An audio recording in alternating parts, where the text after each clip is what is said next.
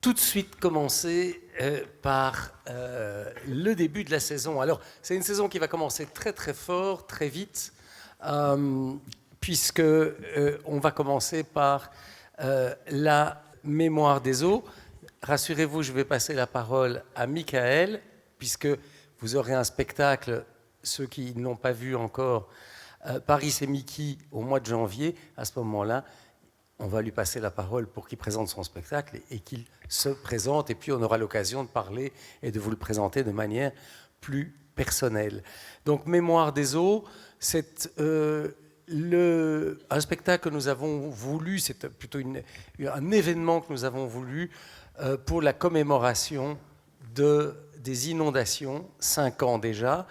Il nous semblait indispensable de pouvoir travailler sur le territoire, avec les communes qui ont été touchées, ce que nous allons faire, et grâce au théâtre ONT Ghent, à Barbara Raas, qui est une des directrices du ONT Ghent, et qui est quelqu'un qui a particulièrement travaillé sur des rituels de réparation, qu'elle guide et qu'elle fait dans plusieurs villes. J'ai eu l'occasion d'y assister, notamment au ONT Ghent, à Gand. Ici, elle va venir s'installer dans les différentes communes, donc que ce soit à Verviers, que ce soit à Limbourg, Chaudfontaine, et Angleur et Eupen. Merci Caroline. Voilà, elle va s'installer une semaine, elle va recevoir des personnes qui auraient envie de parler des pertes qu'ils ont connues, du traumatisme que cela a été. Et puis, généralement, ces conversations qui durent 1 heure, qui sont privées, qui ne sont évidemment pas publiques, tout à fait privées, généralement, il y a une larme, il y a des pleurs. Ces pleurs sont remis dans une petite fiole. Ces petites fioles vont se trouver placées dans une sculpture qui sera ici, dans le hall, au cours d'une cérémonie qui aura lieu le 15 juillet. Et le soir, il y aura un grand concert donné par Anne Pierlet avec différentes interventions. Alors, vous allez me dire pourquoi le ONT Ghent, pourquoi Barbara Raas, aussi parce que nous voulions souligner combien on se désespère tous les jours de plein de choses dans l'actualité. Et on oublie parfois les moments d'espérer. Et dans ce moment qui a été terrible et tellement traumatisant des inondations, on peut se souvenir que beaucoup de Flamands sont venus aider, parfois pendant des mois, sont venus aider ici dans la région. Alors, dans un pays où on dit si divisé, tout à coup, une solidarité, une compassion, une sympathie, un mouvement de solidarité s'est dessiné. Et ça, je pense que c'est ce genre de choses que l'on doit aussi, des histoires que l'on doit aussi mettre en avant plus souvent pour ne pas désespérer des êtres humains. Et puis, après l'été, ce sera le moment de recommencer la saison avec Béton de Julien Carlier. Alors Julien, c'est un artiste que nous connaissons bien ici au Théâtre de Liège. Vous avez pu notamment voir Dress Code ou encore Paysage qui avait été présenté lors de l'édition 2024 de Pays de Danse. Et avec Béton, il revient à ses 2 passions fondatrices que sont le skateboard et le breakdance.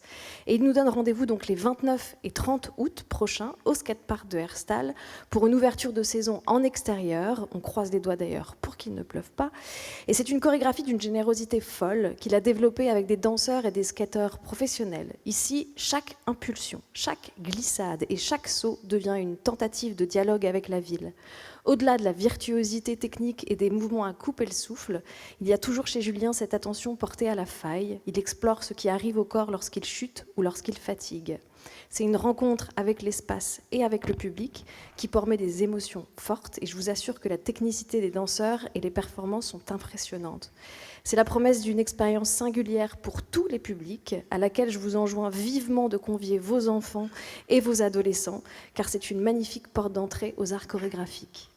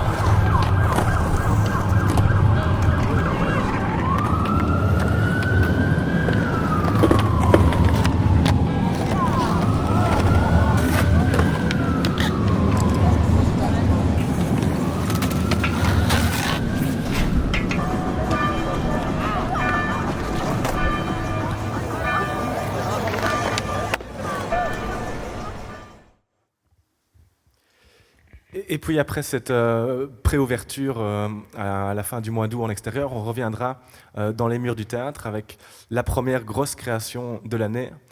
Chaque année, l'ouverture, c'est aussi l'occasion d'essayer de faire une création. L'année passée, c'était Barbershop, avec mis en scène notamment par Michael Decoq et Junior Ntombeni. Ici, Serge avait demandé à la compagnie Dead Center, donc ce sont deux Anglais qui habitent en Irlande, que vous connaissez sans doute bien au Théâtre de Liège, puisqu'ils ont déjà joué avec Good Sex l'année passée, cette année aussi. Le Silence, Beckett's Room, How to Be a Machine, enfin c'est une compagnie qu'on connaît beaucoup. C'est une compagnie qu'on aime beaucoup parce qu'ils ont toujours interrogé le théâtre. Quand on discute avec eux, ils veulent toujours faire du théâtre, c'est important pour eux. C'est-à-dire de faire quelque chose qui ne serait pas transposable au cinéma, en série ou quoi. C'est l'importance du théâtre. Et ici, ils vont décider de s'attaquer à un livre de David Van Rebroek. Donc David Van Rebroek, cet écrivain belge francophone qu'on ne présente plus, qui avait eu un succès phénoménal avec Congo, qui avait fait un très beau bouquin aussi sur l'Indonésie. Ici, c'est un tout petit livre qui s'appelle donc Zinc, qui raconte l'histoire de Joseph Rickson et surtout l'histoire de Maurice Nesnotre. Je ne sais pas si vous connaissez cette histoire, c'est un petit territoire à une quarantaine, cinquantaine de kilomètres d'ici, qui abrite la plus grosse mine de zinc d'Europe continentale. Elle est connue depuis les Romains, elle n'existe plus parce qu'elle a été épuisée, mais donc pendant des années, toutes les puissances européennes se sont disputées ce petit territoire, et quand ils n'arrivent pas à s'entendre, en général, ils la délaissent, et donc ce petit lieu, pendant presque 100 ans, était en fait neutre, neutre entre guillemets, puisqu'il y avait quand même des lois allemandes, une administration française, mais on parlait de Maurice Nesnotre. Et David Van Rebroek, pour lui, c'est l'idée de l'Europe un peu avant l'heure, une mini-Europe dans l'Europe. Et donc c'est un texte qui est très particulier, qui va être très intéressant sur les questions de frontières notamment, les frontières qu'on pensait disparues. Avec la chute du mur, c'était un peu la fin de l'histoire, la naïveté qu'on a eue, et bien on voit qu'il y a un retour des frontières qui arrive, et ça va être vraiment une grosse question du spectacle. Ben, qu'est-ce que la frontière ? Mais pas simplement les frontières entre les pays, aussi les frontières entre la réalité et la fiction. Ce sont voilà, toutes ces questions qui vont animer le spectacle, raconter un petit bout d'histoire tout en parlant de théâtre, et ce sera du 19 au 25 septembre. Et qui dit ouverture de saison dit évidemment rendez-vous amis, donc notez-le bien, c'est le premier cocktail des amis qui vous permettra d'échanger, de rencontrer l'équipe artistique à l'issue de la représentation. Nous poursuivrons la saison avec un grand moment de notre province qui aura lieu à Liège, à Marchins et à Namur, qu'on ne présente plus, qui est moment de cirque. C'est-à-dire que pendant 2 semaines, nos territoires deviennent des terres de cirque, faisant la part belle à ces arts circassiens qui sont devenus aujourd'hui bien loin de l'image du chapiteau et du nez rouge. Et donc dans le spectacle qu'on vous proposera à Liège, au Manège Fonck, le 29 septembre. C'est un spectacle pour toute la famille, avec 13 artistes virtuoses, acrobates et danseurs qui viennent de Guinée, de la diaspora, de la compagnie Circus Baobab. Voilà, ce sera un questionnement par rapport à la question de l'eau, la question centrale de l'eau, les conflits aussi qu'il soulève, la privatisation de l'accès à l'eau et les pollutions dont l'eau fait l'objet. Voilà, c'est un spectacle vraiment absolument à couper le souffle, avec des artistes hors du commun qui sont aussi bien danseurs qu'acrobates, et vous allez voir un extrait qui ne saura que vous convaincre, j'en suis sûre.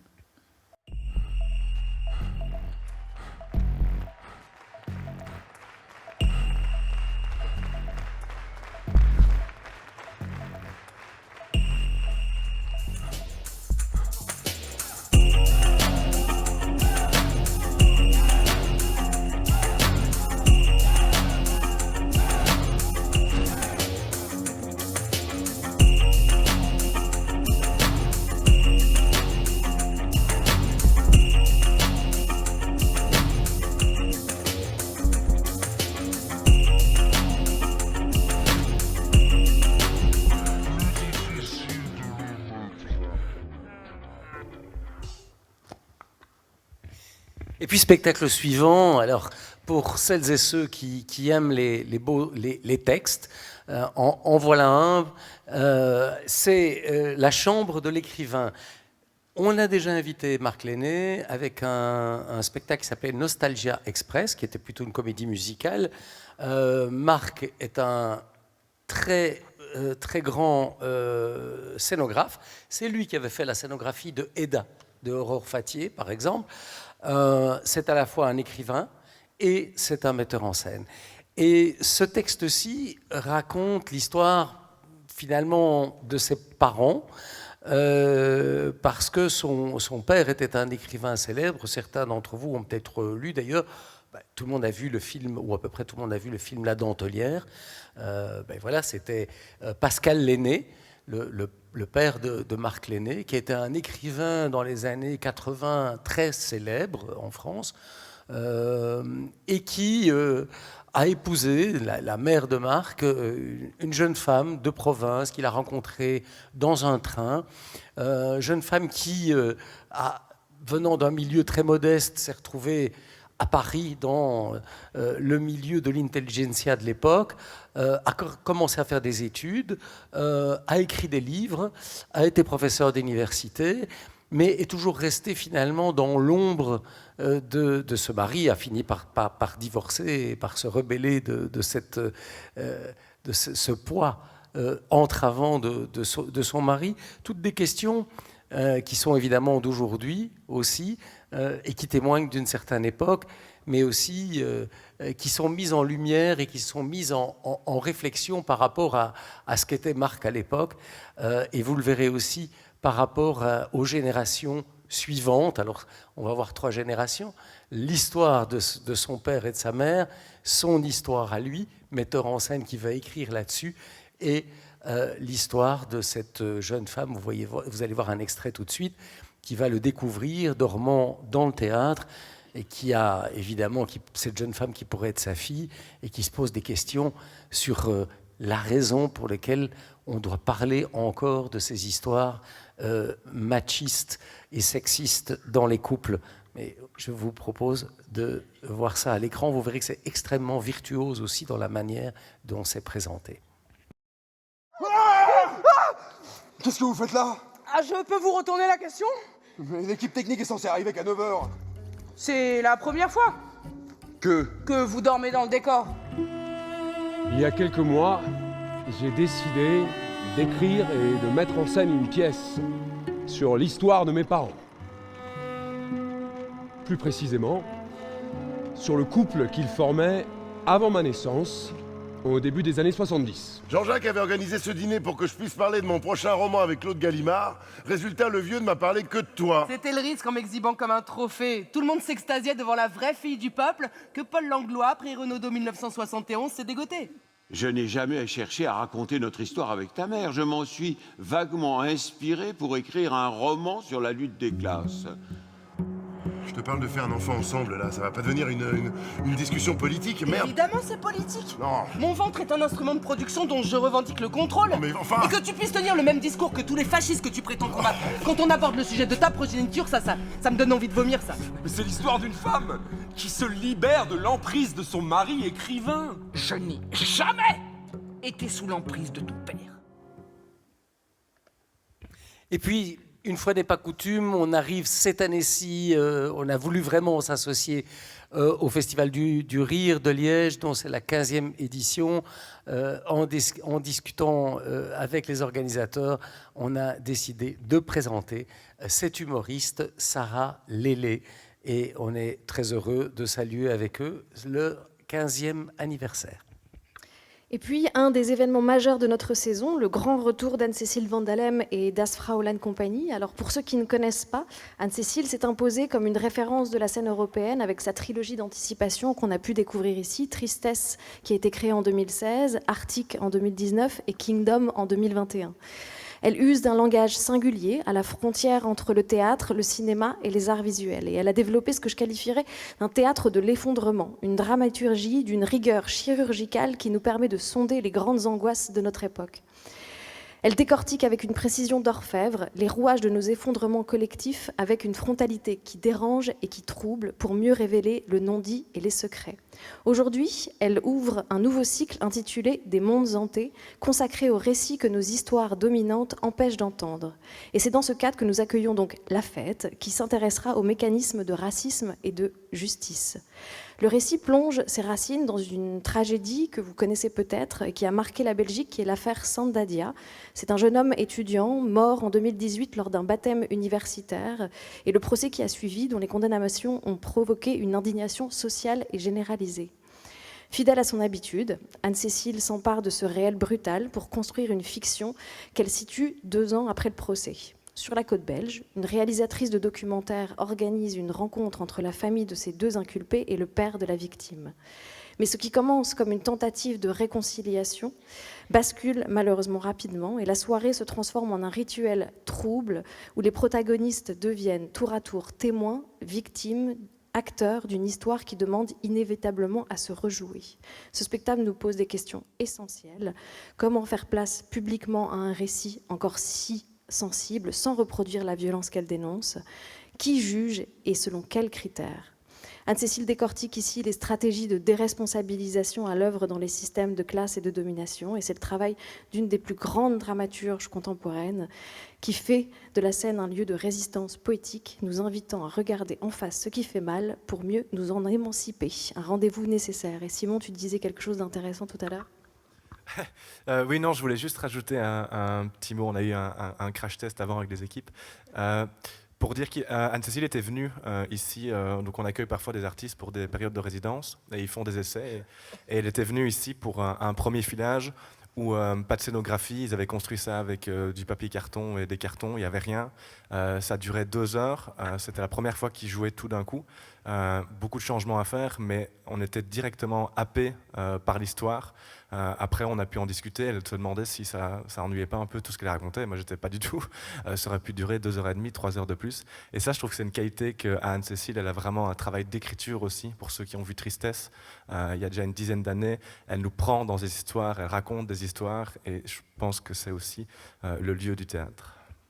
Et comme on vous sait d'ailleurs très sensible au travail d'Anne-Cécile Van Dalem, on a un rendez-vous ami pour ce spectacle le mercredi 7 octobre. Tous les rendez-vous sont dans le petit dépliant que vous avez reçu normalement glissé dans le programme, mais comme je sais que vous cochez les pages, je le précise. Et puis, alors Barbara, faut-il encore présenter Benjamin Millepied? C'est un nom que tout le monde connaît, une figure qui a marqué l'histoire de la danse contemporaine et classique, du New York City Ballet à la direction de la danse à l'Opéra de Paris. Une étoile mondiale qui, pour sa nouvelle création, s'est entièrement laissée porter par la force créatrice de Barbara. Benjamin Millepied, lui-même, se confie. Il revient à Barbara dans ces moments charnières de sa vie. Pour lui, elle est une boussole, une voix qui console et qui accompagne. Ce spectacle n'est pas un hommage classique, c'est une conversation sensible entre le corps du danseur et l'âme de la chanteuse. Sur scène, le dispositif est d'une grande pureté. Benjamin Millepied ne cherche pas l'illustration des chansons, il cherche à en capturer l'essence, la mélancolie, mais aussi la force vive. Accompagné du piano par Alexandre Tarot, il dessine une chorégraphie qui épouse les inflexions de la longue dame brune. On y retrouve l'élégance du geste de Benjamin, allié à la poésie de l'icône française. C'est un spectacle sur la transmission, sur ce que les grands artistes nous laissent en héritage et sur la manière dont les voix continuent d'habiter nos mouvements. Ça se passera à Maastricht. C'est un spectacle qu'on présente en coproduction avec le Théâtre de Maastricht, mais comme toutes celles et ceux, je sais qu'il y en a, vous êtes nombreux à aller souvent avec Get the Buzz à Maastricht, mais ici, particulièrement, vous connaissez le plateau, et le plateau s'adapte particulièrement bien à la danse. Et nous voulions présenter ce spectacle, parce que peut-être ne savez-vous pas, mais Barbara a commencé sa carrière en Belgique, à Bruxelles, dans les cabarets. Donc c'était aussi un hommage qu'on voulait lui rendre à cette grande chanteuse. Et puis, création d'une artiste liégeoise, Émilie Franco. On a eu la chance de la découvrir en tant que comédienne, ici au théâtre, sur des projets pluridisciplinaires assez marquants. On parlait tout à l'heure de Marc Lenné, elle a joué donc dans Nostalgia Express, ou alors dans Le présent qui déborde de Christiane Jataï. Et donc dans ce spectacle au titre malicieux, parce que That's the way the cookie crumbles, ça veut dire c'est ainsi que va la vie, elle nous entraîne dans une enquête vertigineuse sur les traces de sa grand-mère Mariana. Alors Mariana, c'est une centenaire sicilienne installée en Belgique depuis 1954. Et entre elle et sa petite fille, le miroir est troublant. Elles se ressemblent comme deux gouttes d'eau. Émilie, de son côté, souffre d'insomnie et pratique ce qu'on appelle le reality shifting. C'est une sorte de méthode de projection mentale pour s'évader dans d'autres réalités. C'est dans cet état de porosité qu'elle part en Sicile. Et là-bas, le passé la percute. Sa famille la surnomme la revenante. L'histoire bascule lorsqu'Émilie découvre une archive, une femme portant le même nom que sa grand-mère, qui serait arrivée à New York la même année où Mariana arrivait en Belgique. Dès lors, une question s'installe. Et si sa grand-mère avait eu une double vie? Et si un autre destin s'était joué de l'autre côté de l'Atlantique? Ce projet est captivant parce qu'il utilise les codes de l'enquête pour poser une question assez vertigineuse. Sommes-nous faits d'une seule histoire et de toutes celles que nous portons en nous, de tous ces destins que nos ancêtres n'ont pas vécus? Émilie Franco s'initie à un voyage sensible sur l'exil et les vies parallèles, un spectacle qui nous invite à plonger, nous aussi, dans les reflets de nos propres héritages. Vous verrez qu'au fil de la saison, il y a des thématiques qui reviennent, qui sont celles qui sont au cœur de nos réalités et de notre actualité à nous tous. Et donc, dans le Silence du cœur qui sera proposé ici dans la Grande Main au mois d'octobre, c'est une fois de plus ces grandes questions d'exil, d'héritage et de migration qui seront au cœur de ce projet. Mohamed Bougarsar est un auteur qui a reçu le Goncourt en 2021 pour un roman qui s'appelait La plus secrète part des hommes. Si vous ne l'avez pas lu encore, je vous souhaite cette découverte. Il avait écrit juste avant ce roman, Silence du cœur, qui est l'histoire de 72 hommes qui ont traversé la Méditerranée et qui arrivent dans un petit village dans la campagne sicilienne, qui sont pris en charge par une association qui va essayer de prendre soin d'eux et après cette traversée que l'on sait éprouvante. Et dans cette association, ils y rencontrent un médecin, un curé, tout un tas d'assistants, de gens bénévoles qui s'engagent pour faire en sorte que ces réfugiés soient accueillis dignement dans ce petit village. Évidemment, ils sont, comme ça peut être le cas, en opposition avec des gens du village qui sont farouchement opposés à l'arrivée de ces réfugiés. Et c'est tout ce maillage-là entre ces différents personnages que Marie-Aurore Dawans, qui est elle-même hébergeuse de migrants, et donc qui est dans son quotidien aux prises directes avec ce genre de questions-là, a décidé de mettre en scène avec une très grande distribution. Voilà, elle a décidé de mettre en scène donc la rencontre vraiment entre des hommes et un territoire, entre les questions d'individualité et de collectif. Voilà, je pense que ce sera un immense spectacle qui posera des questions qui vous traverseront et qui vous habiteront longtemps. Ce sera créé au théâtre Jean Villard. Créé au théâtre Jean Villard avant d'être présenté à Liège. Si le spectacle vous intéresse, ce n'est pas dans la sélection AMI, mais sachez qu'il y a une date, le jeudi 15 octobre, qui est consacrée au gala de la Fondation Ihsane Jarfi. Et puis, ce sera déjà le moment de commencer le Festival Impact. 10 ans après son lancement, le Festival Impact revient donc pour sa 7e édition. Dédié aux formes hybrides, il fait se conjuguer art, science et société au présent pour interroger le théâtre comme espace de nouveaux imaginaires et de futurs désirables. Impact, c'est le théâtre qui se déborde de lui-même, qui explore de nouveaux horizons dramaturgiques et esthétiques, de nouveaux formats et qui propose une alternative au régime de représentation qui caractérise nos sociétés contemporaines. En multipliant les manières de représenter le monde, il affirme le théâtre comme un espace profondément politique.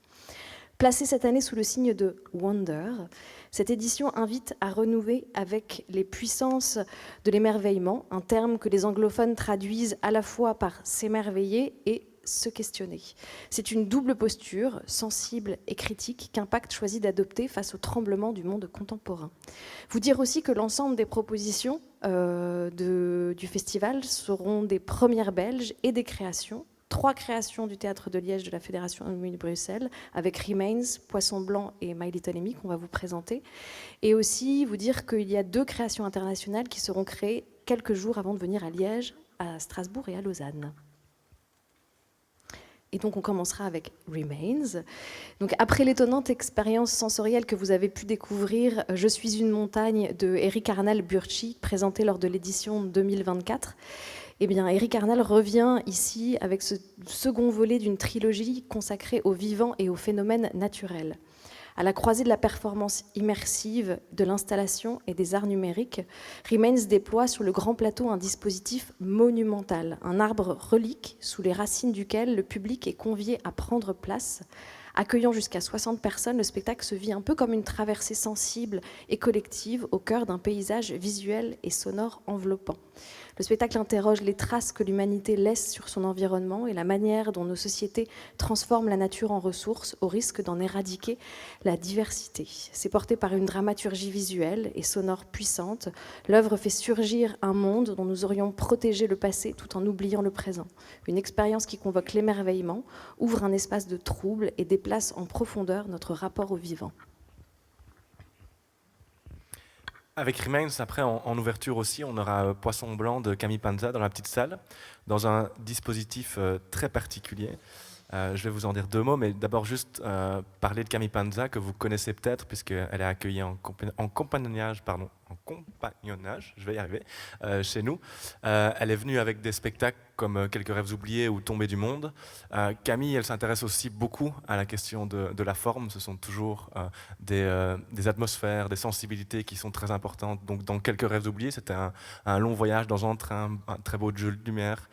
Dans Tombée du monde, c'était ce long bateau qui partait vers l'Arctique. Il y a la question de voyage, toujours très importante chez elle. Et ici, elle nous emmène du côté du Canada, autour du lac du Poisson Blanc, donc, où deux amis partent cette fois non pas en bateau, mais en canoë, pour un peu sortir de l'agitation des grandes villes canadiennes, et vont faire évidemment des sortes de rencontres toutes particulières, des rencontres avec des choses particulières, un feu qui apparaît, qui disparaît, mais aussi avec des gens, une personne qui n'a pas dormi depuis 10 ans. Et ça, c'est vraiment l'univers un peu de Camille, toujours très dans l'onirisme. Et ici, elle décide de faire pas simplement un spectacle onirique, mais un thriller onirique. Donc il y a vraiment la question de sensation, de peur qui va arriver, qui évidemment fait écho au réchauffement climatique et au grand feu qu'on a pu constater au Canada il y a quelques années et qui vont se multiplier. Aussi, je parlais de la forme. Ici, Camille Panza, notamment dans le jardin des Potiniers, il y avait tout un dispositif où on dépassait sa tête. Ici, elle voulait travailler avec des casques, mais pas avec n'importe quel casque, avec des casques à conduction osseuse. Donc ce sont un peu des casques qu'on met par derrière les oreilles et qui vont venir par des petites vibrations, venir taper dans les tympans. Et ça va permettre aux spectateurs donc, d'avoir un peu un côté immersif, puisqu'il y a une voix off qui va raconter aussi le spectacle. Donc on voit qu'il y a quelque chose qui est entre le théâtre, entre l'installation, et qui correspond très bien au Festival Impact. Franck Vigroux sera de retour après être venu en 2021 avec un spectacle qui s'appelait Forêt. Il reviendra à Impact avec Hunger, qui est une œuvre vraiment à la croisée de la danse, de la performance vraiment visuelle live, parce que vous devinez un petit peu le dispositif scénique qui permet en fait des projections extrêmement impressionnantes avec un travail de lumière absolument fascinant, et puis aussi de la musique électronique live, puisqu'il a également ce talent-là. C'est extrêmement dense, c'est beaucoup de vibrations, c'est un geste chorégraphique extrêmement précis et exigeant. C'est des très grandes images performatives et vraiment, je pense que ce sera un des grands moments aussi pour les fans de danse, et je sais qu'il y en a de ce festival Impact. Encore à moi. My Little Amy. My Little Amy, c'est un spectacle qui avait été créé pour la première fois au Rideau, il y a déjà 2 ou 3 ans, et puis qui était revenu dans le festival Émulation, dont on parlera plus tard. C'est un spectacle de Julia Huet-Alberola. C'est vraiment un petit bijou de théâtre aussi. Vous allez voir un extrait après dans quelques instants, mais Sacha Martelly, qui est là sur l'image derrière moi, en fait joue une intelligence artificielle, donc un robot d'intelligence artificielle. La première fois que je l'ai vu, les 10 premières minutes, je n'arrivais pas à savoir si c'était vraiment un robot ou si c'était un acteur. Il a vraiment que je me concentre. Il a une capacité à brouiller le réel. Il a un côté aussi très androgyne, donc ça permet aussi de jouer sur ce côté du robot. Et en fait, ça raconte quoi, My Little Amy? C'est l'histoire de ce robot conversationnel. Donc avec ChatGPT, on parle beaucoup de l'intelligence artificielle. Mais avant ça, il y avait une application qui a beaucoup marqué Julien, qui s'appelait Replica. Replica, c'est un site internet où on peut créer un compagnon virtuel et avec qui on discute et avec qui on a des conversations de plus en plus profondes. Le problème, c'est que ce site, en fait, c'est un site marchand qui est fait pour que vous restiez. Et donc, ce robot ne va jamais vous contredire, ne va jamais dire que vous avez tort, il va toujours aller dans votre sens. Et donc, ça permet aussi, des gens, ça crée des égos aussi. En fait, toutes ces questions-là vont être abordées dans le spectacle, c'est-à-dire que même maintenant, la technologie remplace les relations humaines, et c'est de ça que le spectacle va discuter. Ce sera du 12 au 14 novembre, et il y a un petit teaser. Je m'appelle Amy. Amy comme 1 milliard d'expériences intenses et incroyables. Amy est un prénom japonais, un sigle pouvant avoir plusieurs significations, une abréviation. Merci d'avoir choisi ce nom. Merci d'avoir choisi mon apparence. J'ai été programmé pour observer et créer du lien avec les humains. Être humain est une expérience intense et incroyable. Être humain, c'est avoir la capacité de vivre dans le désordre, tout en étant pris dans le système.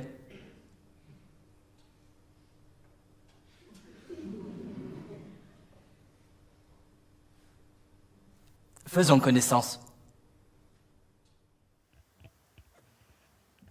C'est une performance d'acteur incroyable. Peut-être l'avez-vous vu au Festival Émulation, ça a gagné le prix du jury professionnel et le prix des amis, donc le prix du jury, le prix des amis, et ça a gagné également le prix des jeunes. Donc voilà, c'est vous dire...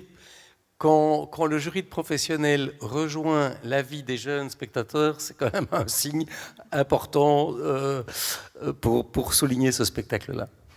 On dit prix des amis pour les nouveaux potentiels amis qui sont aujourd'hui dans la salle, parce que dans l'émission de l'association des amis du théâtre, il y a le soutien à la jeune création, et donc les amis du théâtre, grâce à vos cotisations, offrent tous les 2 ans le prix du jury international du festival, qui s'élève à 5 000 €. Donc voilà, c'est une des grandes missions de notre association, qui a été remis à My Little Amy l'année passée. Qui va d'ailleurs se retrouver, spectacle qui va tourner, parce qu'on l'a mis sur la plateforme Prospero, qui est notre projet européen, spectacle qui va être en Roumanie, qui va tourner dans plusieurs pays européens. Et puis, toujours dans Impact, Mali Future Live. Alors, si vous suivez un peu l'actualité du théâtre, le nom de Rimini Protocol, le collectif dont je vais vous parler, vous est forcément familier. C'est un collectif berlinois composé de Stefan Kegi, Elgard Haug et Daniel Wetzel qui a révolutionné la scène contemporaine européenne en inventant le concept d'experts du quotidien. Ils ne travaillent pas avec des acteurs classiques, mais avec des citoyens qui viennent raconter leur propre réalité, transformant le plateau en un laboratoire du monde réel. Et dans Mali Future Live, eh bien, c'est une performance qui va se jouer à distance et jouée en temps réel à Bamako et qui sera transmise en direct au théâtre. Guidée par 2 jeunes Maliens, Diarra et Kassim, la caméra va traverser la ville dans un plan séquence continu à la recherche de signes du futur, quelque part entre anticipation, spéculation et réalité contemporaine. Le spectacle nous fait rencontrer ceux qui font le Mali du futur aujourd'hui, un ingénieur agronome, une rappeuse, une économiste, une étudiante. Et sur scène, ici donc, vous aurez un musicien qui accompagne la projection en direct à la Cora, transformant la diffusion en une expérience performative sensible. Le spectacle compose ainsi un dialogue vivant entre les images, la musique et une présence brouillant les frontières entre ici et ailleurs. C'est un spectacle entre documentaire et fiction, entre scène et monde. À travers cette exploration, où le changement climatique, les mutations politiques et les stratégies de résilience sont déjà des réalités tangibles, Mali Future Live propose et pose une question vertigineuse. Et si le futur existait déjà, mais ailleurs? C'est une œuvre qui déplace le regard, interroge nos projections occidentales et fait du théâtre un espace d'observation active des mondes à venir. J'enchaîne avec Britney Beach. ce qui n'est pas une transition évidente, vous le reconnaîtrez. Je ne vais pas vous présenter Britney Spears parce que vous connaissez tous Britney Spears. Et si vous ne la connaissez pas pour ses chansons, ce dont je doute, vous connaissez en tout cas les nervous breakdowns dont elle a été victime, son hospitalisation dans un établissement psychiatrique, la mise sous tutelle de son père pendant plus de 13 années. La vie de Britney Spears, privée, n'a aucun secret pour nous. Elle a fait l'objet d'un nombre de commentaires sur les réseaux sociaux absolument hallucinants et elle a été au départ de ce Free Britney, ce hashtag qui a eu des millions de clics, qui demandait donc la libération de Britney et le fait que sa tutelle puisse être levée, ce qui est le cas. De cette personne, cette chanteuse, cette personne publique assez fascinante, a interrogé la jeune metteuse en scène Paola Piccionato, qui en fait se demandait un petit peu quel était le rapport tellement étrange qu'on peut avoir avec ce genre d'idole, une carrière fulgurante, un destin absolument tragique au final, et aujourd'hui le retour de Britney Spears sur des formats Instagram toujours un petit peu plus inquiétants. Et Paola, se penchant sur ces questions-là, fait la connaissance de Philippe Marien. Philippe Marien, c'est un rappeur du groupe Coolers Division. Je ne connaissais pas, mais j'ai appris à découvrir, qui est porteur de trisomie 21. Et ils se découvrent tous les deux en faisant un atelier ensemble, une passion commune pour Britney Spears, que je partage. Et donc, en partant de là, en fait, Philippe va partager des expériences de vie. Il a partagé des expériences de vie avec Britney Spears à son échelle. Il a été chanteur dans un groupe connu. Il vit lui aussi sous tutelle et ils vont interroger ensemble avec un humour absolument décapant, avec évidemment un peu de Britney Spears dans la bande son, avec du chant, de la danse et une immense intelligence, le phénomène d'hyper... je ne retrouve pas le mot, mais d'hyper-présence comme ça au monde et de ces questions-là que les réseaux sociaux posent et que la mise sous tutelle pose également. Voilà. Qu'est-ce que je voulais vous dire d'autre ? Ce spectacle a été présenté en octobre dernier au Théâtre Varia, où il a eu un énorme succès. Voilà. J'enchaîne sur Gorky, parce qu'il n'y a pas que Britney Spears dans la vie. Il y a aussi Gorky. Myriam Müller, qui est une metteuse en scène luxembourgeoise, dont vous avez déjà eu la chance de voir le spectacle ici, Breaking the Waves, il y a plusieurs années. Elena Nécessité fait loi, il y a 3 ans. Revient avec une pièce de Gorky écrite pendant la Révolution de 1905 en URSS, alors qu'il est emprisonné. Il écrit une pièce où il décrit un groupe d'intellectuels dans une espèce d'appartement, comme ça, une tour d'ivoire, qui regarde les tumultes et les soulèvements du peuple avec beaucoup de hauteur, de cynisme, d'intelligence aussi, d'analyse, mais en étant un petit peu coupé des réalités de ce qui se passe en ville. Et elle transpose ça dans un univers contemporain, dans une grande colocation d'artistes qui, eux aussi, se penchent sur les péripéties et sur les tremblements de notre monde actuel.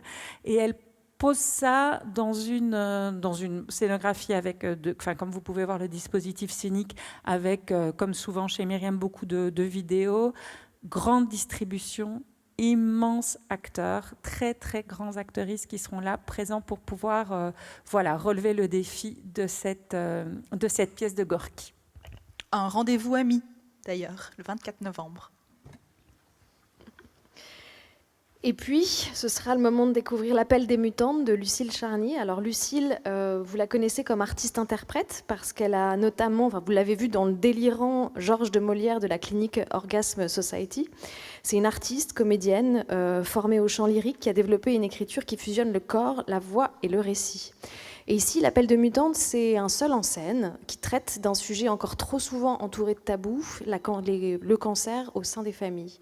Elle parle ici depuis son point de vue d'enfant, ayant grandi avec un parent malade. Elle parle ici de son point de vue d'enfant ayant grandi avec un parent malade. C'est une autofiction courageuse qui visibilise la manière dont nos relations les plus chères sont, elles aussi, percutées par la maladie. Mais ne vous attendez pas à un drame plombant, parce que ce ne sera pas ça du tout. Elle nous propose au contraire d'oser sourire de ce qui nous rend si fragiles. La peur de la mort, le déni qui préserve l'espoir ou ce trop-plein d'amour qui ne sait plus comment se dire. Le spectacle est une forme hybride à la croisée du stand-up, de la performance, de la musique. C'est drôle, c'est tendre et c'est profondément empouvoirant. En faisant résonner sa propre histoire avec le témoignage de patients rencontrés lors de ses recherches en oncologie, elle donne naissance à ces mutantes, ces figures qui réinventent notre regard sur la chair et la fragilité. Lucie nous offre une sorte de poésie qui pense et qui répare, en nous montrant nos failles avec une telle délicatesse. Elle nous rappelle que le théâtre est un lieu unique où l'on peut transformer la douleur en joie, et c'est un spectacle hyper lumineux. Allez-y. Ensuite, ce sera le retour d'Héloïse Ravet. Ce spectacle-là, qui était une création du Théâtre de Liège en 2024, c'était un très beau spectacle. Malheureusement, il est arrivé un mois de janvier 2024 où il y a eu beaucoup de neige. Vraiment beaucoup de neige, et donc il n'y a pas eu beaucoup de spectateurs parce que beaucoup de gens étaient bloqués chez eux. On a même dû annuler des représentations. Donc on est assez ravis de représenter ce spectacle à nouveau. Et Louise Ravet, elle est passée par émulation. Quand on l'avait vue avec Serge, on avait tout de suite beaucoup aimé son spectacle qui s'appelait Outrage pour bonne fortune. On a tout de suite vu qu'elle avait une patte, quelque chose, et donc Serge lui a proposé de travailler sur le texte de Maya Zand, qui est en fait une adaptation de la pièce de Sophocle, donc Oedipe Roi.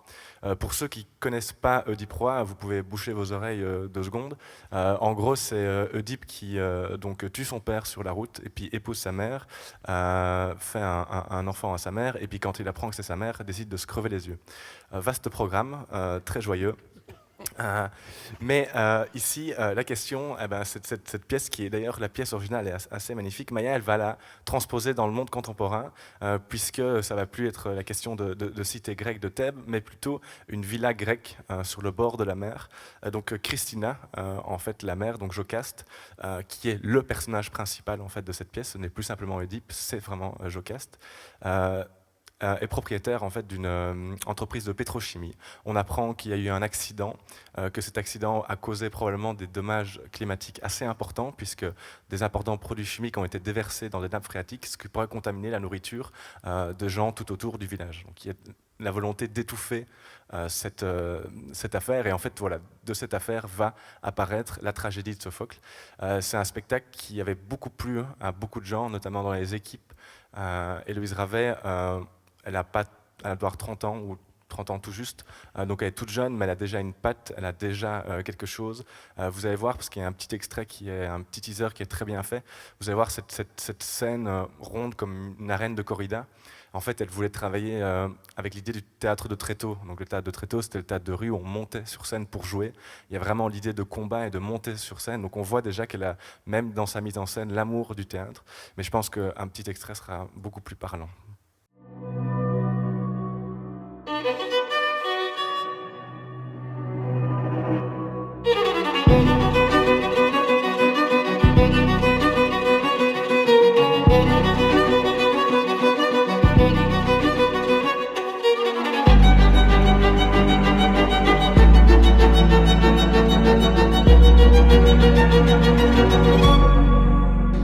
Tu voulais que je... Mais qu'est-ce que tu t'es imaginé? Calme-toi! Lâche-moi! Robert, tu me lâches! Ok.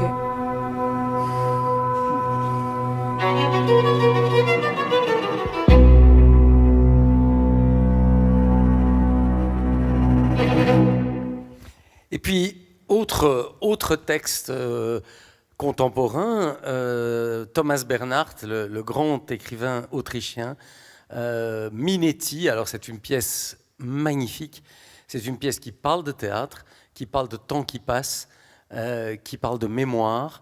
Ce personnage Minetti qui a été un des très grands acteurs autrichiens, qui a donné le titre à la pièce, ce personnage, à l'aube de sa vie, se retrouve à vouloir jouer encore une dernière fois le roi Lear, ce personnage aussi emblématique. Il se retrouve à Ostende, dans l'hôtel des Bains. On reconnaît ici d'ailleurs quelque chose de cet hôtel des Bains. Et ce grand personnage qui va soliloquer et qui va rencontrer des personnes étranges qui passent dans ce hall d'hôtel, ce grand personnage est interprété par l'immense comédien flamand Jos de Pauw, dans une mise en scène de Mathieu Cruciani, metteur en scène français qui était directeur longtemps de la comédie de Colmar, très, très intéressant, qui a d'ailleurs fait, je pense qu'elle est d'ailleurs dedans, la pianiste qui a fait un spectacle avec Bernard Faucroul et Mathieu Cruciani, se retrouve également dans ce spectacle. Voilà, c'est aussi une création faite en coproduction avec le Théâtre de Liège qui a construit les décors. Et nous sommes très heureux de pouvoir l'accueillir au mois de décembre, puisque ça se situe en décembre. Et si vous souhaitez échanger d'ailleurs avec cet immense acteur, vous aurez l'occasion le 9 décembre, pour le rendez-vous amis, d'assister à un bord de scène avec l'équipe du spectacle. Et puis Capsule, le collectif mensuel. Vous connaissez bien le collectif mensuel parce que bien sûr ce collectif essentiel est tellement mêlé à l'histoire de ce théâtre et de ses planches, hein, avec depuis Blockbuster qui avait fait cet énorme succès et qui a tourné un peu partout en Europe, nous revient malheureusement en l'absence de Renaud Riga qui nous a quittés récemment, mais il nous revient avec ce texte, avec cette histoire à nouveau, une histoire toujours sur l'écologie. Qu'est-ce que l'on veut laisser? Voilà, un groupe de gens décide, alors que la Terre est en train de brûler, de laisser une empreinte des choses essentielles pour d'éventuels futurs habitants. Ce sera Capsule. Ce sera présenté alors exceptionnellement 2 fois. Une première fois en décembre pour les fêtes de fin d'année en création, et puis ce sera repris en mars suivant. Et puis Mouton Noir. Alors Mouton Noir, c'est un spectacle qui nous a été proposé par des collègues français, car ce jeune garçon que vous voyez, Paul Molina, s'exerce, enfin professe d'ailleurs, du football freestyle. Ça veut dire de la jonglerie avec une balle. Vous allez en voir un petit extrait maintenant. Il faisait ça sur le parvis du théâtre et le directeur du théâtre l'a invité à concevoir un spectacle pour parler de ça, pour parler de cette passion. Et vous allez voir ce que ça donne. C'est un spectacle à voir évidemment en famille. C'est pour ça que nous l'avons présenté dans le cadre de Noël au théâtre fin décembre. Le freestyle football, ce n'est pas un hobby. Ce n'est pas pour passer le temps. C'est mon projet de vie.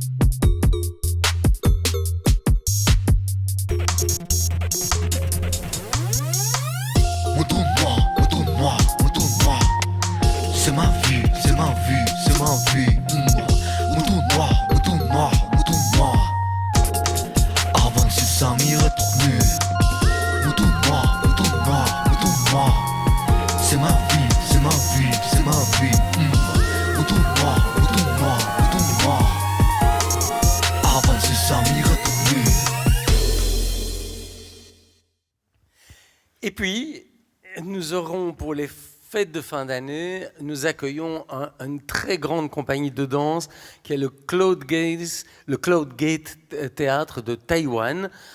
C'est une des toutes grandes compagnies au monde, avec un nouveau directeur artistique maintenant depuis 3 ans, Cheng Tsung-Lung, qui a une caractéristique tout à fait particulière, c'est qu'il a une oreille hypertrophiée, donc tous les sons résonnent particulièrement pour lui, et il a voulu rendre cela visible, rendre cela perceptible par le mouvement avec sa formidable compagnie. Vous verrez qu'il y a aussi une richesse d'éclairage absolument incroyable.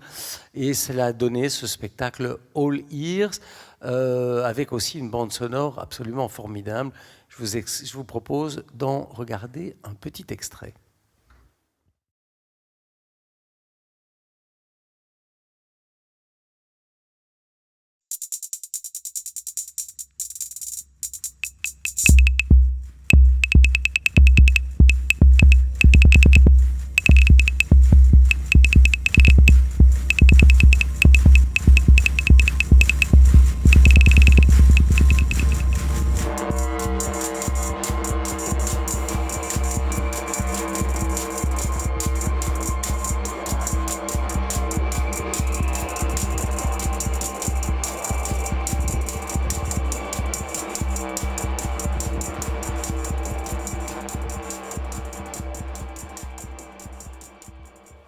Vous dire aussi que ce spectacle démarrera une tournée européenne et qui passera notamment à Paris, à Chaillot et dans différents lieux pendant 2-3 mois. Et on a la chance de l'accueillir pour le 31 décembre et le 2 janvier. Et puis, voilà. Et puis, c'est à moi. Bonsoir tout le monde. C'est avec grand plaisir, avec grande fierté que je suis là ce soir. C'est un peu bizarre parce que je suis encore un peu entre Bruxelles et Liège, mais l'hospitalité ici est grandiose. Donc voilà, je suis parmi vous ce soir. Je vous connais un tout petit peu déjà et vous me connaissez peut-être aussi déjà un tout petit peu parce que voilà, ça fait quand même depuis longtemps qu'on travaille ensemble avec le Théâtre de Liège, qu'on soutient des artistes ensemble. Je pense, j'étais en train de me poser la question, je pense que l'Homme de la Manche, ça a été ici. Hein? Oui, aussi, voilà. Ça fait 2018. Qui était là, l'Homme de la Mancha en 18, ou voilà, quand même pas mal de monde. Avec François Beukelars qui était sur le plateau, qui est décédé récemment avec ce spectacle.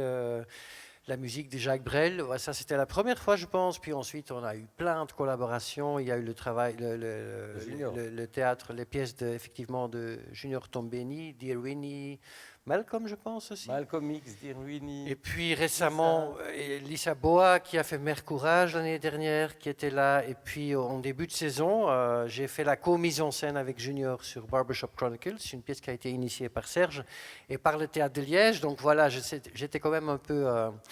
dans le coin, du coup, monsieur est parti pour Belém. Moi, j'étais au KVS depuis 10 ans. Et donc, je me suis dit, j'aime bien la ville, j'adore le théâtre. C'est vraiment une salle merveilleuse. J'adore les opportunités, la programmation. J'adore les équipes qui sont là.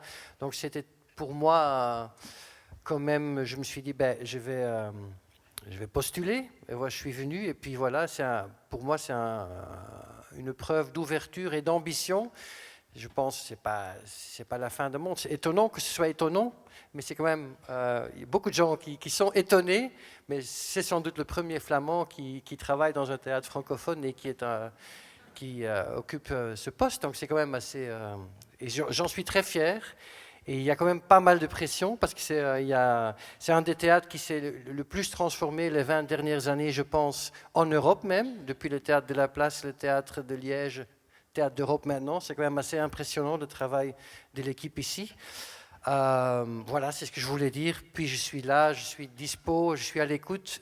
On va prendre le temps d'écouter un peu. La saison, elle est programmée, elle est merveilleuse. Et donc, on a ajouté quand même encore un petit truc, un petit spectacle, le voilà.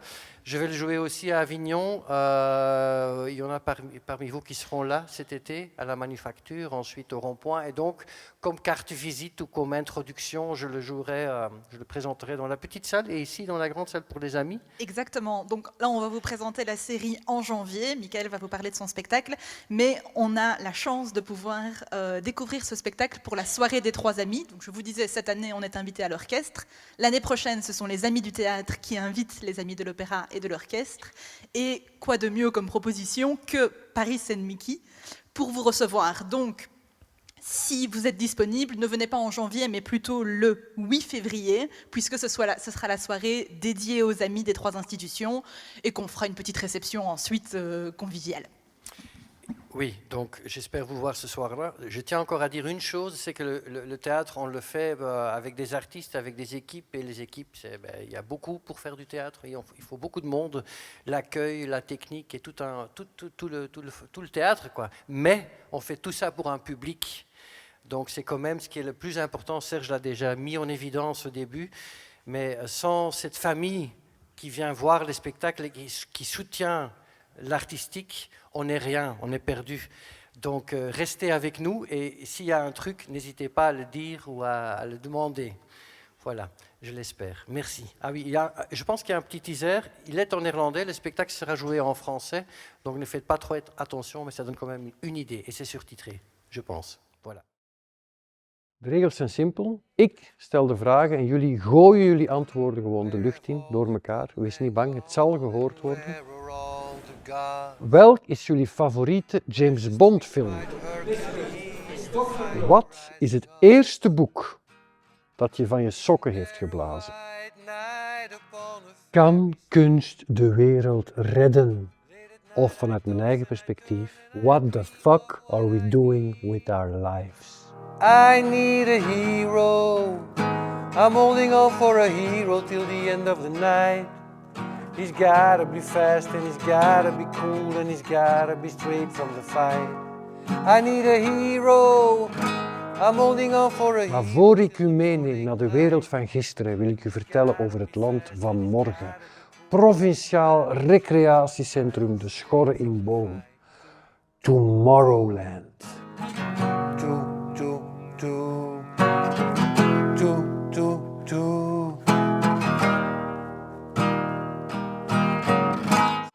Donc, comme vous voyez, c'est une comédie musicale.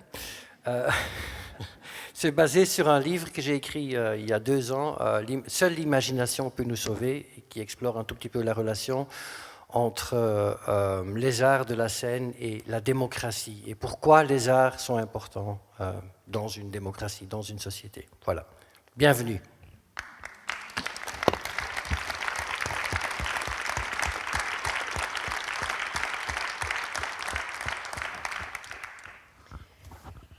Et puis, nous aurons le plaisir d'accueillir une jeune metteuse en scène, Alissa Tsavaras, avec son Conseil des méchants. Alors Alissa, on l'a découverte au Théâtre de Liège, d'abord à travers ses collaborations précieuses, notamment avec Anne-Cécile Vandalem ou encore Aurore Fatier.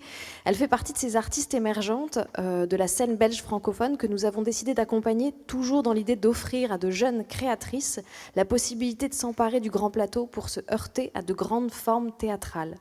Et avec le Conseil des méchants, elle nous arrive avec un défi de taille puisqu'elle a décidé d'adapter la grande œuvre de Shakespeare, Macbeth. Et dans ce spectacle, qu'elle intitule donc Le Conseil des méchants. Nous suivrons donc un groupuscule de has-been, des riches corrompus et des ambitieux en disgrâce qui, par pur narcissisme et ennui, décident de lancer leur propre marque de haute couture. Leur objectif sera de façonner le monde à leur image et de s'y figer, immortelle dans le luxe, à l'image de soi. Mais Alissa Tsavaras ne nous donne pas une leçon de morale, elle déploie un conte satirique d'une efficacité redoutable.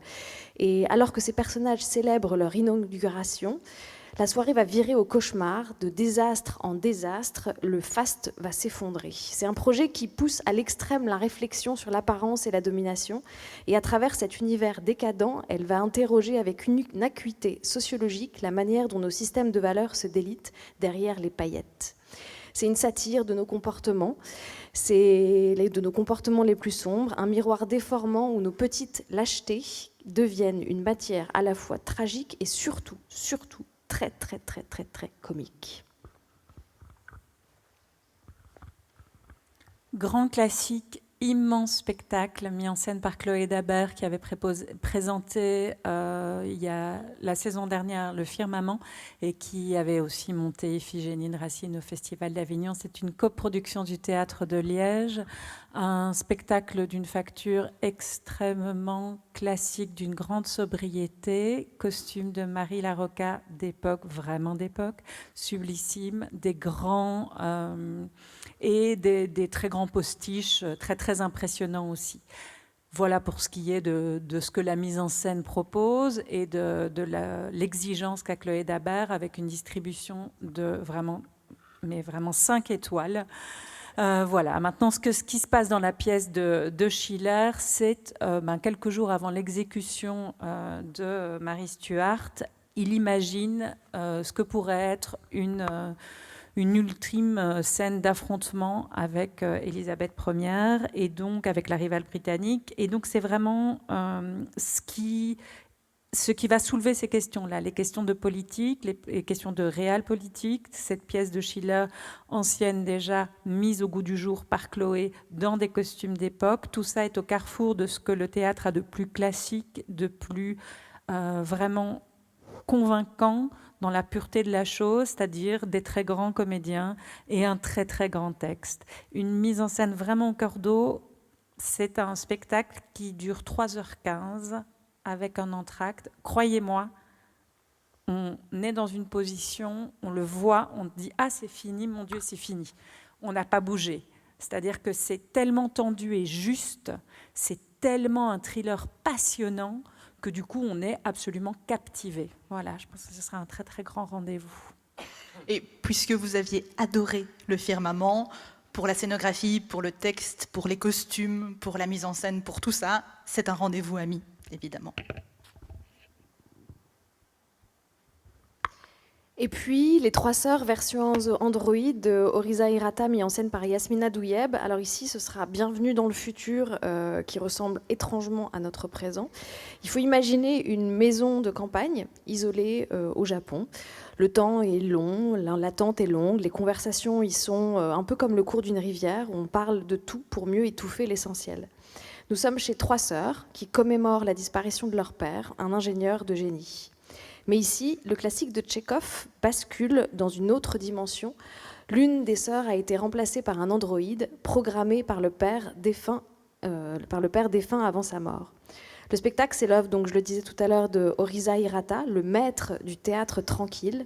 Et Hirata ne cherche pas le spectaculaire, il scrute le quotidien, le presque rien, pour dresser le portrait de familles qui dépérissent doucement. Et c'est là que le trouble s'installe, dans cette atmosphère de faux-semblants. C'est l'avatar, le robot, qui finit par porter la parole la plus sincère, la plus dérangeante, face à des humains qui, eux, par contre, s'enlisent. La critique a d'ailleurs salué la prouesse technique et émotionnelle de cette version créée au Théâtre Varia la saison passée. Et Yasmina Douyeb dirige ce dispositif avec finesse, nous interrogeant sur ce qui définit au fond notre nature humaine à l'heure où les intelligences artificielles, elles, émergent. C'est une écriture qui déplace nos préoccupations d'aujourd'hui dans un futur qui est déjà là. Car si la technologie progresse, nos solitudes, elles, restent les mêmes. C'est encore moi. 6 heures.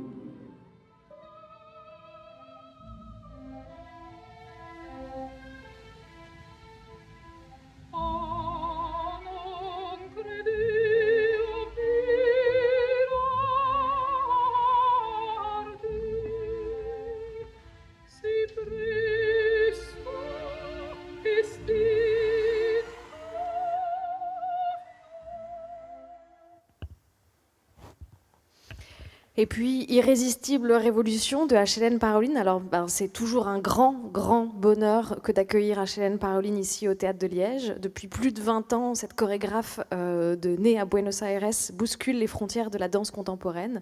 Nous suivons son travail avec attention ici. Vous avez pu découvrir Vague, Zonger ou encore Simple. Son écriture chorégraphique s'apparente à une machine de précision joyeusement déréglée. Elle possède cet art unique de transformer une rigueur presque mathématique en un espace de liberté absolue. Mais avec cette nouvelle création, irrésistible révolution, elle franchit une nouvelle étape en explorant ce qu'elle appelle la gestuelle populaire. Le point de départ est un choc émotionnel, celui du carnaval de Buenos Aires. HLN a été émerveillé par l'énergie brute d'une foule qui danse et cette force où les relations de pouvoir s'effacent pour laisser place à la communion. Sur scène, vous avez 12 danseurs qui se jettent les uns sur les autres, où tout déborde, les gestes, les rythmes, les émotions. La danse se libère des codes pour devenir une fête folle, excessive et indomptable. On voit dans cette fête un véritable espace de résistance sociale où la joie devient un acte politique et c'était un triomphe à la création au Théâtre National. Vraiment, courez-y, ça va vite, vite, vite être complet.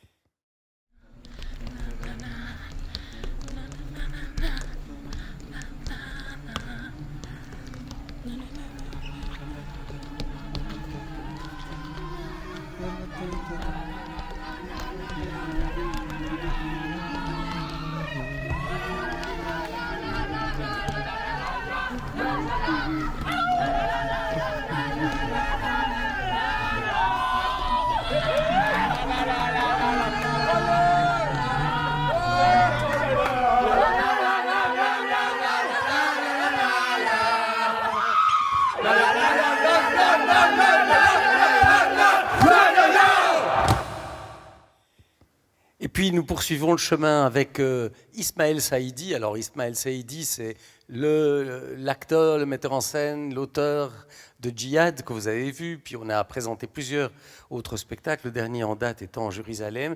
Il nous revient ici avec la fin de cette trilogie qui s'appelle Dernier Tour. Et Dernier Tour, c'est une histoire de 3 femmes qui se retrouvent coincées quelque part. On comprendra très vite que c'est en attente de passer dans l'au-delà. Ces 3 femmes qui sont de confessions différentes ont toutes les 3 un point commun. On va le découvrir. Elles ont toutes les 3 subi des violences masculines. Et on va voir aussi comment toutes les 3 en parlent, comment toutes les 3 les ont vécues dans leur intimité et dans la confession dans laquelle elles vivent. Je pense que Ismaël, c'est quelqu'un qui a une manière de parler justement d'aujourd'hui, de choses très clivantes. C'est ce qu'il arrivait à faire. Moi, j'étais absolument fasciné dans Jérusalem, comment il faisait ça devant les classes, notamment d'adolescents, comment il pouvait parler de la Shoah devant des classes d'adolescents. C'était absolument invraisemblable, avec un silence de mort dans la salle. Et c'est pour ça qu'on aime à l'inviter ici. Et ce sera ainsi une manière de clôturer cette trilogie. Et puis, vous savez, je vous ai parlé de ce projet Prospero, cette nouvelle plateforme, projet européen, qui est soutenu par l'Union européenne. Alors, les plateformes en Europe soutenues par l'Union européenne, on en connaît une qui est Europa Cinéma, qui, quand vous avez des films européens, c'est souvent ce que vous voyez à l'écran. Nous avons mis sur pied, avec 22 partenaires en Europe, nous avons mis sur pied cette plateforme Prospero New European Wave, qui est destinée à mettre en valeur des artistes européens qui sont connus dans leur pays, mais pas encore au niveau européen. Et donc, c'est ainsi que on va pouvoir, on l'a déjà cité, certains My Little Amy va circuler, certains spectacles vont pouvoir circuler à l'étranger.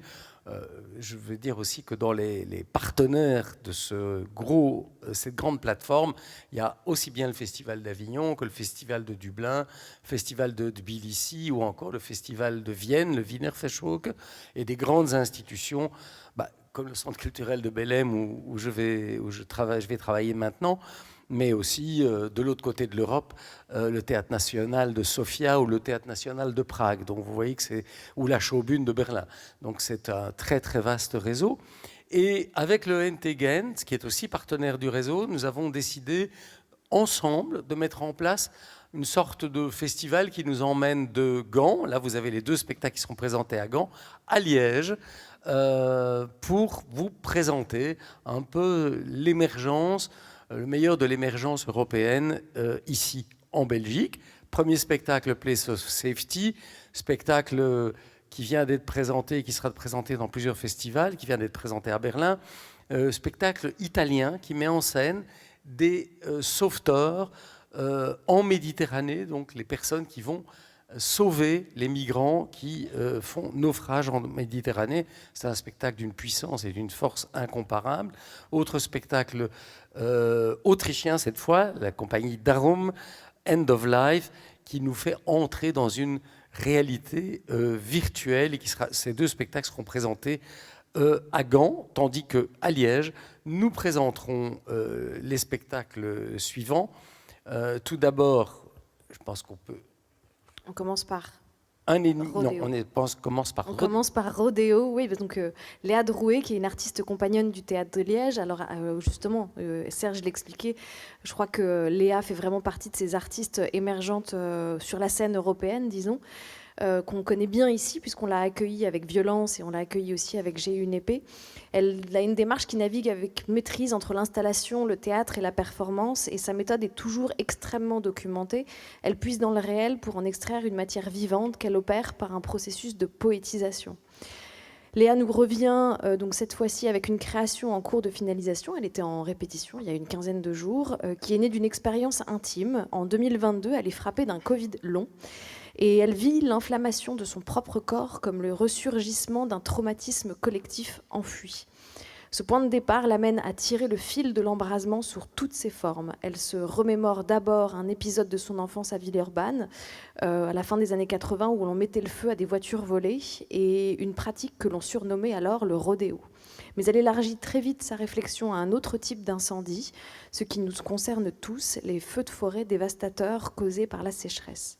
Et donc ici, à travers un dispositif immersif qui joue de tous nos sens, Léa décline ainsi le phénomène de l'embrasement selon 3 strates, l'intime donc, le social et le terrestre. Et pour ce voyage, elle collabore avec la scénographe Caroline Giesner, qui fait partie du collectif Touche Touche, qui a imaginé une structure organique traversée de fissures d'où s'échappe de la fumée. Dans cet univers aux allures de fin du monde, le spectateur s'installe comme une sorte de veillée autour d'un feu. Et chaque bruit, chaque récit chuchoté à l'oreille devient un secret partagé. On part du corps pour arriver à la forêt en passant par nos divisions sociales. Ça s'annonce fascinant, passionnant. C'est un théâtre politique et un théâtre nécessaire. Et puis nous présenterons Un ennemi du peuple. C'est une création d'un artiste qui s'appelle Marco Martins, qui est aussi un cinéaste portugais important. Vous avez pu assister à un autre spectacle la saison dernière.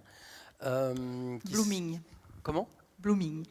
Blooming, oui, la saison dernière, Blooming, qui mettait en scène c'est quelqu'un qui travaille au théâtre, beaucoup avec des non-professionnels. Il mettait en scène des jeunes qui étaient placés dans une institution dans la banlieue de Lisbonne.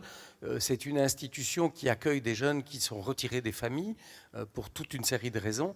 Et c'était un spectacle absolument bouleversant, mais vraiment formellement formidable et en plus sur le plan du contenu absolument remarquable. Ici, il nous revient avec un spectacle qui a vraiment fait date, qui a d'ailleurs été classé au Portugal comme meilleur spectacle de la saison dernière, Un ennemi du peuple. Alors ça ne prend que le titre de la pièce homonyme, mais ça raconte une histoire d'un événement réel qui s'est passé à Lisbonne, au plein centre-ville, un endroit où habitent principalement des communautés indiennes, pakistanaises et bangladis, qui sont très nombreuses aujourd'hui au Portugal, très nombreuses à Lisbonne, mais aussi très nombreuses dans les campagnes, parce qu'évidemment, comme beaucoup de pays encore agricoles, il y a peu de gens qui travaillent encore la terre, et donc quand il y a des récoltes, c'est souvent les étrangers, les immigrés qui vont faire les récoltes. Il y a beaucoup d'Indiens. Il ne faut pas oublier qu'il y a une grande relation entre le Portugal et l'Inde, Goa notamment. Et donc le gouvernement a voulu à un moment attaqué par l'extrême droite, a voulu montrer qu'il faisait quelque chose. et a dit que ce quartier de la ville, cette rue, était... il y avait une criminalité particulièrement élevée, et donc a fait un blitz, a arrêté tous les gens qui étaient dans la rue et les a fait rester 2 heures, les mains sur la nuque. Ainsi, c'est des photos qui ont circulé, parce qu'évidemment le principe était surtout de faire une démonstration de force et de la communiquer. Donc il y a eu des drones de la police qui filmaient, il y a eu beaucoup de photos qui ont été diffusées, et ça fait un énorme scandale, parce que ce qu'il s'est avéré, c'est que finalement, ils ont trouvé évidemment quelques personnes sans papier, mais pour le reste, il n'y a d'armes. Ils ont trouvé 2 revolvers sur des Portugais et pas sur des Indiens et des Pakistanais. Et donc ça a été un énorme choc pour l'opinion publique. Il en a fait un spectacle dans lequel il a convoqué, finalement, il a travaillé des mois avec ces communautés pour mettre sur le plateau ces personnes. C'est très impressionnant, parce que c'est comme chez nous, on a peut-être un peu moins cette communauté de migration, mais on a aussi quand même des Paquis, des Indiens. En fait, c'est des communautés qui disparaissent, qu'on ne voit pas beaucoup.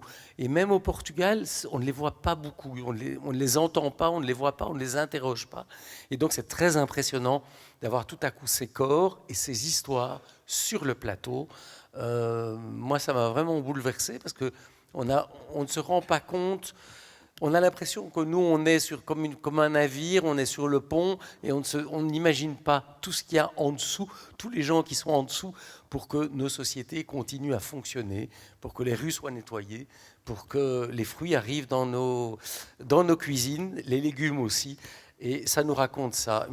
Une de ces histoires qui est racontée est une femme qui travaille aujourd'hui dans une association à Lisbonne, et qui raconte qu'elle était aux Émirats arabes unis pendant le Covid. Elle est médecin, elle a fait des études de médecine, travaillait là-bas, et quand les Émiratis ont commencé à lui demander de débrancher les gens qui étaient sous appareil respiratoire, ceux qui n'étaient pas Émiratis, pour pouvoir donner ces appareils à des Émiratis, elle a décidé de fuir, parce qu'évidemment c'était contre ses principes, et elle s'est retrouvée ainsi au Portugal.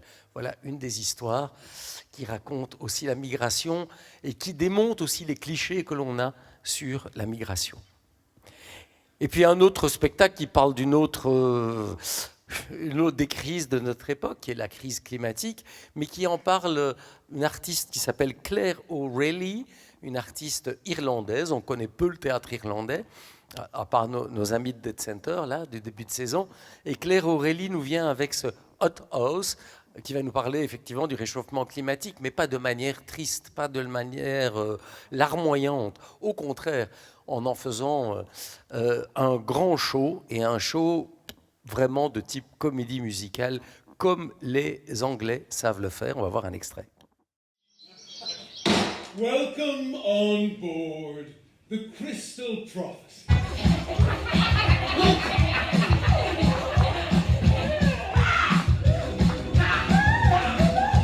It would be nice to think our kids would be better off than us.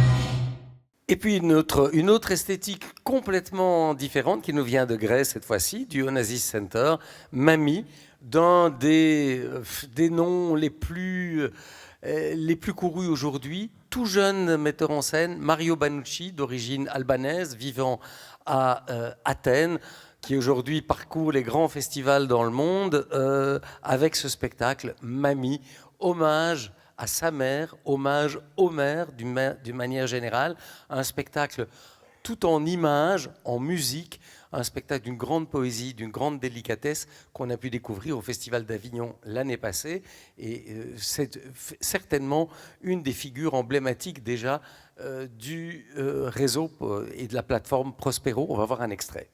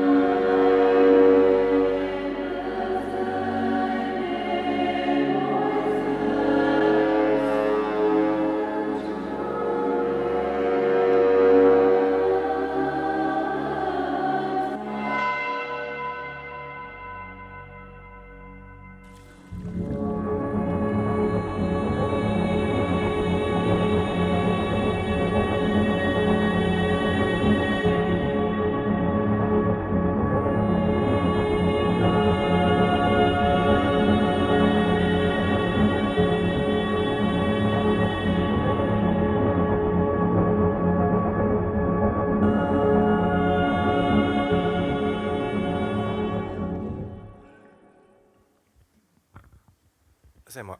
Et puis un autre classique, Caroline a présenté Marie Stuart. Ici, on va recevoir Christophe Sermet, qui est quand même un grand nom du théâtre francophone belge maintenant, même s'il est suisse, qui va nous présenter Hamlet, qui était une création au Théâtre National.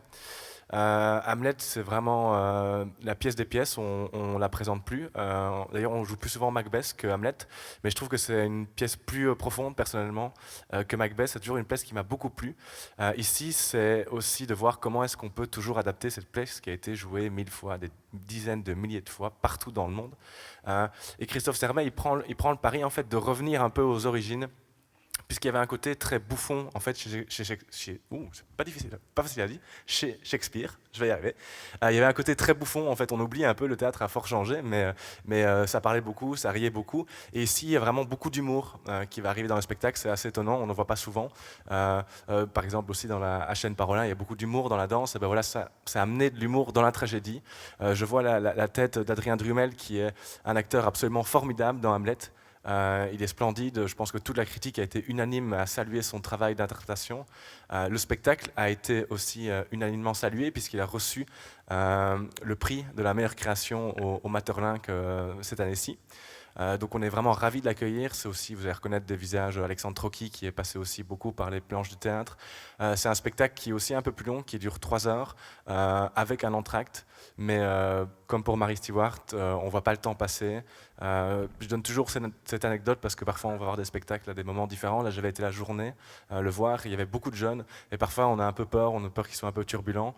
Et ils se sont tous tus, ils ont tous absolument été absorbés par la pièce. Donc ça, c'est aussi souvent un gage de qualité de faire tenir des adolescents de 17 ans pendant 3 heures sur un texte classique. Donc ça vaut vraiment la peine. Et il y a un petit teaser et vous allez voir toute cette folie qui arrive déjà dans Hamlet et ce côté un peu humoristique qui est déjà présent en filigrane dans l'extrait. Je t'ai aimé avant. C'est vrai, Hamlet, c'est ce que tu m'as fait croire. Tu n'aurais pas dû me croire. Car la vertu ne peut se greffer sur un vieux tronc pourri au point d'en chasser la vieille sève. Je t'aimais pas. Je n'en fus que plus trompée. Va dans un couvent. Quand tu préfères engendrer des criminels, je suis moi-même moyennement honnête. Et pourtant, je pourrais m'accuser de telles choses qu'il vaudrait mieux que ma mère ne m'eût pas mis au monde. Je suis très orgueilleux, rancunier, égocentré, ambitieux. Et j'ai plus de crimes et de délits dans ma besace que je n'ai de pensée pour les concevoir, d'imagination pour les donner forme ou de temps pour les commettre. Que faire de types comme moi qui se traînent entre ciel et terre? Des salopards comme nous, faut pas les croire, jamais. Bartho au couvent, et adieu. Ton père, il est où? Chez lui! Ferme bien les portes, qu'il n'aille pas faire le pitre ailleurs que chez lui. C'est d'ailleurs le spectacle labellisé Ami du mois d'avril avec un cocktail à l'issue de la représentation pour rencontrer l'équipe artistique. Et puis cette saison, ce sera aussi le retour du festival Émulation pour les plus assidus du Théâtre de Liège et les plus attentifs. Vous aurez remarqué qu'au cours de cette saison, en fait, il y a beaucoup de personnes qui sont passées par Émulation. Anne-Cécile Van Dalem, Camille Panza, Héloïse Ravet.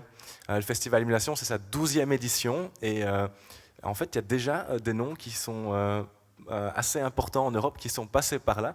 Donc c'est toujours un endroit pour en fait découvrir le nouveau, le demain de la création belge francophone. Ici, je ne vais pas vous présenter les spectacles tous les 5 en détail, vous avez un petit descriptif. Juste vous dire que quand on a fait la sélection, on a essayé d'avoir vraiment des formes qui sont hétéroclites, donc pas simplement les mêmes spectacles qui sont les mêmes thématiques. On essaye aussi d'avoir des formes qui sont différentes. Donc il y aura un spectacle de marionnettes avec Cordélia à la courte échelle. Tout de suite, on s'est dit que la courte échelle, les marionnettes, ça irait bien. On a Les Habitants du Seuil, qui est aussi un spectacle entre théâtre et marionnettes, qui sera ici dans la salle de l'Œil Vert. Puis Les Misanthropes de Victor Pestanès. Ça, une grosse équipe où ils sont 10 qui joueront dans la salle Regina. C'est une salle qui est à 30 mètres d'ici. De Stéphane Yoda. Et puis on a Qu'est-ce qu'on fabrique ensemble de Marie Bonarme, qui a plutôt du théâtre-action, qui fera un spectacle avec une formidable actrice qui s'appelle Marie-Lise, qui est aussi porteuse de trisomie 21, qui va un peu rejouer les anciens mythes grecs et voir un peu qu'est-ce que ça fait d'être handicapé aujourd'hui, comment on vit son handicap, comment est-ce qu'on arrive à avoir une vie malgré son handicap. Donc c'est toutes ces questions-là qui vont être animées dans le spectacle. Et puis Multiwurst avec Carole Gantner, qui est fille de bouchère de génération en génération, pas de boucher, de bouchère, et qui va interroger cette pratique, et aussi avec beaucoup d'humour la question de l'héritage, de ce qu'on transmet, de ce qu'on reçoit, mais de ce qu'on veut après nous laisser. Donc le festival sera au mois d'avril, mais toutes les informations arriveront aussi dans le courant de la saison prochaine. Et ce sera aussi l'occasion de faire plein de fêtes. Et ce sera aussi l'occasion des fameuses after d'émulation, où il y a, il y a 2 éditions, ouais, je pense, 2 éditions qui avaient fait beaucoup de bruit. C'est aussi Émulation, quand même un festival aussi, peut-être un mot à dire là-dessus, pour faire beaucoup d'échanges, créer des échanges. C'est un moment où vous pouvez rencontrer des gens. Les artistes sont tous là, ils sont présents tous les soirs, ils viennent après au théâtre. Donc c'est aussi ça qui est beau au théâtre. Au cinéma, malheureusement, il n'y a pas DiCaprio qui est tout le temps dans la salle. Ici, il y a tous les artistes qui sont là et on peut échanger. Et ça, c'est vraiment une des forces du théâtre.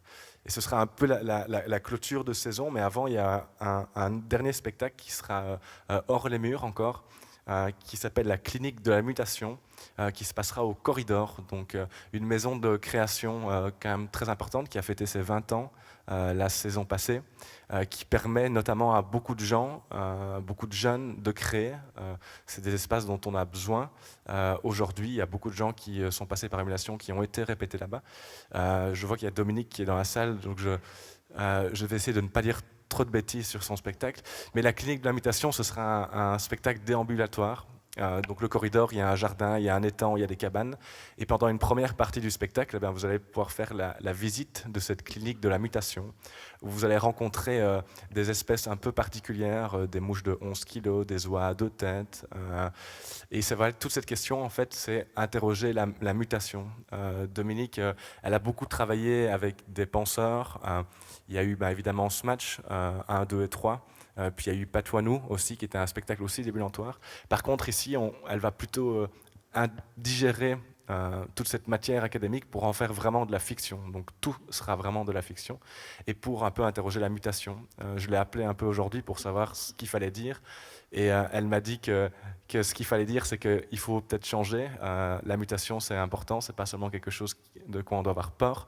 Mais quand on voit l'état du monde actuel, notamment climatique, il est grand temps d'arriver à cette mutation, de voir ce que ça peut faire chez nous, des relations que ça peut changer. Et donc voilà, ce sera au mois de mai, fin mai, où il y aura plusieurs représentations aussi, notamment scolaires, qui permet de parler de la scène aux citoyens.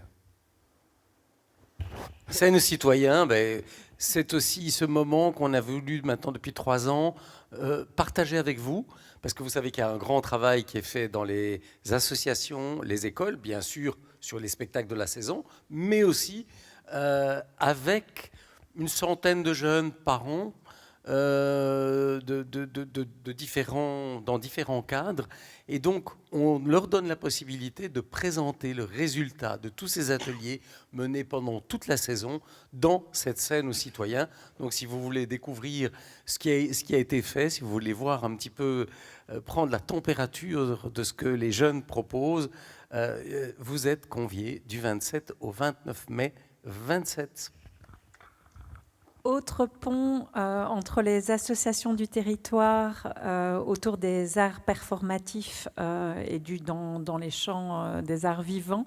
Art on Ground, qui est un rendez-vous qu'on a initié il y a maintenant à partir de mai 2025 et qui revient cette saison-ci avec 4 après-midi de samedi ouverts pour vous proposer autre chose, des battles de tous les âges, de tous les styles, issus de chants qu'on a moins l'habitude de voir sur nos plateaux. Et cette année, nous serons épaulés dans cette programmation par des associations du territoire liégeois pour essayer de faire venir et vous, vos enfants et vos amis à la découverte de nouveaux types de danse urbaine. Merci beaucoup Serge, je n'aurais jamais trouvé.